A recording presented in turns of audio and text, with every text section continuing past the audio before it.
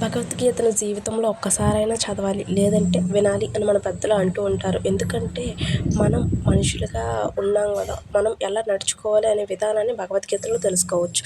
జీవితంలో ప్రతి సమస్యకు సమాధానం, ప్రతి అయోమయానికి పరిష్కారం ఒకే ఒక గ్రంథంలో ఉంది. అదే శ్రీమద్ భగవద్గీత.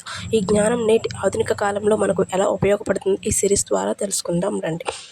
అందరికీ నమస్కారం. Welcome to my channel. ఈ రోజు నుండి మనం భగవద్గీతలో ప్రతి అధ్యాయాన్ని, ప్రతి శ్లోకాన్ని సులభమైన రీతిలో విశ్లేషించుకోబోతున్నాం. గీత కేవలం ఒక మత గ్రంథం కాదు, అది ఒక లైఫ్ మాన్యువల్. కురుక్షేత్ర యుద్ధం మొదలయ్యే ముందు తన బంధువులపై యుద్ధం చేయలేక కుంగిపోయిన అర్జునుడిని సాక్షాత్తు ఆ శ్రీకృష్ణ పరమాత్మ చేసిన దివ్య ఉపదేశమే ఈ భగవద్గీత. మనం ఇది సింపుల్గా నేర్చుకుందాం, మీకు అర్థమయ్యే జస్ట్ ఫాలో చేసి. ఇక మొదలు పెడదాము. మొదటి అధ్యాయం. అర్జునుడు ఎదుర్కొన్నది కేవలం యుద్ధ భయం కాదు, అది ఒక ధర్మ సంఘటన.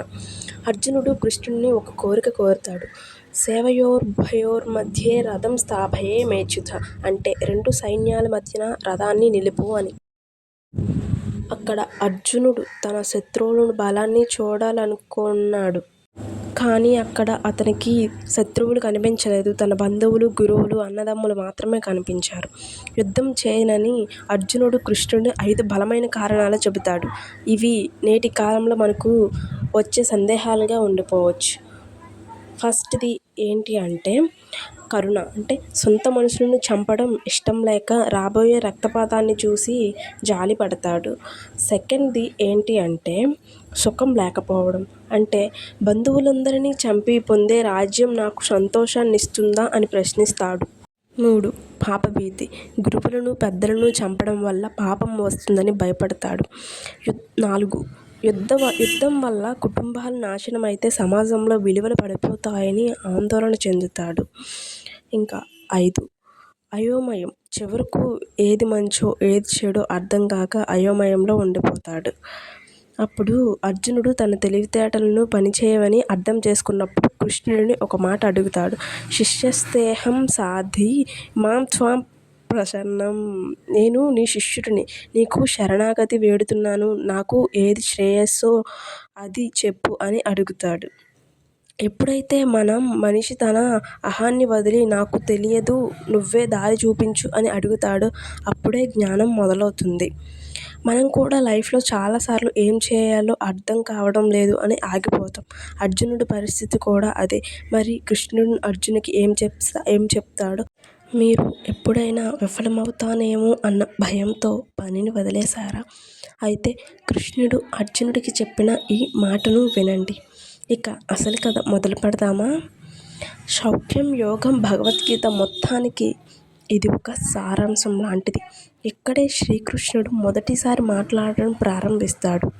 ఏంటి అంటే అర్జునుడు రథం మీద కుప్పకూలిపోయి ఏడుస్తున్నప్పుడు కృష్ణుడు అతన్ని చూసి నవ్వి అసలైన జ్ఞానాన్ని మొదలు పెడతాడు. ఫస్ట్ ఏంటి అంటే కృష్ణుడు చెప్పిన మొదటి పాఠం ఏంటి అంటే నువ్వు చనిపోయే శరీరం గురించి బాధపడుతున్నావు, కానీ లోపల ఉన్న ఆత్మకి చావు లేదు అని చెబుతాడు.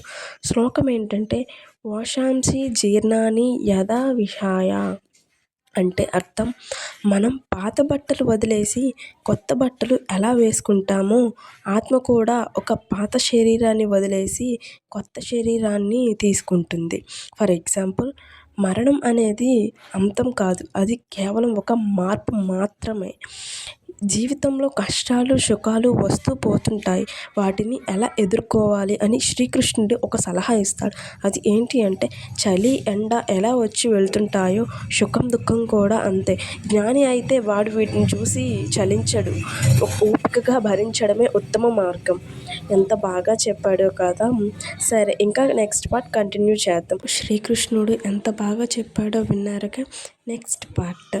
ఇందులో ఏంటి అంటే భగవద్గీతలో అత్యంత ఇంపార్టెంట్ అనే శ్లోకం. అది ఏంటి అంటే కర్మణ్యేవాధికారస్తే మా ఫలేషు కదాచర, అంటే అర్థం నీ పని చేయడం వరకే నీ అధికారం, ఫలితం మీద నీకు హక్కు లేదు. ఫర్ ఎగ్జాంపుల్, ఒక స్టూడెంట్ పరీక్ష ఎలా రాయడం మీద దృష్టి పెట్టాలి, కానీ ర్యాంక్ వస్తుందా రాదా అని ఆలోచించకూడదు. ఆలోచించు కూర్చుంటే ఉన్న పని కూడా చెడిపోతుంది. ఫలితంపై ఆశ వదిలేస్తే స్ట్రెస్ తగ్గిపోతుంది. కృష్ణుడు అర్జునుడికి కేవలం జ్ఞానం మాత్రమే చెప్పలేదు, ఒక స్థితప్రజ్ఞుడు అంటే ఎలా ఉండాలో కూడా వివరించాడు. అసలు స్థితప్రజ్ఞుడు అంటే ఎవరు, మనం అలా మారాలి అనేది వచ్చే వీడియోలో చూద్దాం. మీరు కూడా కంటిన్యూగా చూడాలి అంటే ఫాలో చేసేయండి. Okay guys, bye.